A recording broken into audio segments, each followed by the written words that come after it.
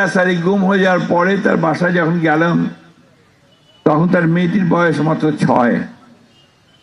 সে ভয়ে কষ্টে দুঃখে আমাদের সামনে আসছিল না।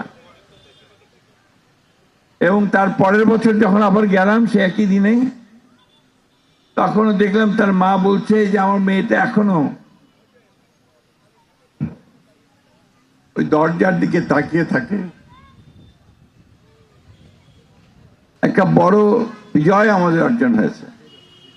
একটা ভয়াবহ দানব আমাদের বুকের উপর থেকে সরিয়ে দিতে আমাদের তরুণেরা, আমাদের ছাত্ররা, আমাদের রাজনৈতিক দলের নেতৃবৃন্দ তারা সক্ষম হয়েছে। কিন্তু যে বিষয়গুলো আমাদেরকে প্রতি পদে পদে এখনো ব্যথা দিচ্ছে, কষ্ট দিচ্ছে, সেগুলো কিন্তু আমরা এখনো সমাধান করতে পারিনি। আমি এখানে অনেককেই চিনতে পারছি, আমাদের মেয়েদেরকে, ছেলেদেরকে, যারা সেই ছোট থেকে আস্তে আস্তে বড় হয়েছে। এরা মঞ্চে দাঁড়িয়ে আমাদের পার্টি অফিসের সামনে অথবা প্রেস ক্লাবের সামনে দাঁড়িয়ে যখন বাবার ছবি দেখিয়ে বলতো যে আমি আমার বাবার হাত ধরে স্কুলে যেতে চাই,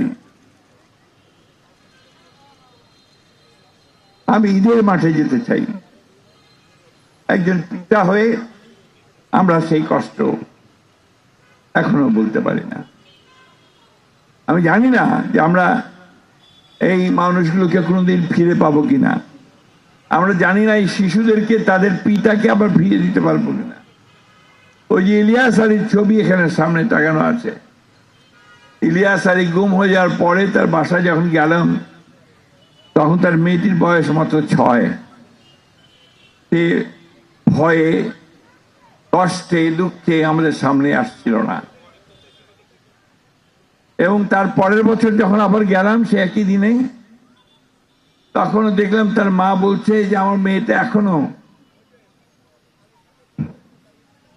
ওই দরজার দিকে তাকিয়ে থাকে।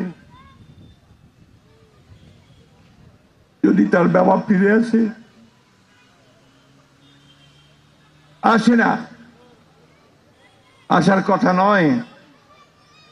কারণ যারা সেই ভয়াবহ দানবেরা যারা সেদিন তাদেরকে গুম করে নিয়ে গিয়েছিল, তারা তাদেরকে হত্যাই করেছে অথবা